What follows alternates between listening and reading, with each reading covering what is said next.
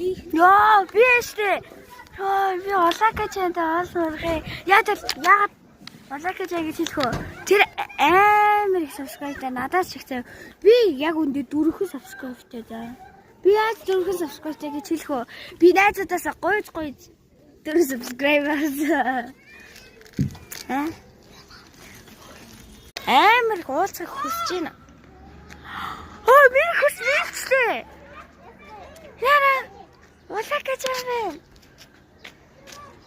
Яа, би яаштай Олака чаны гэрээг олоод ирсэн чинь яг Олака чан яг гадаа явж идэг. Би танаас нэг асуулт асуучих. Та одоо хэдэн subscribe-тэй вэ?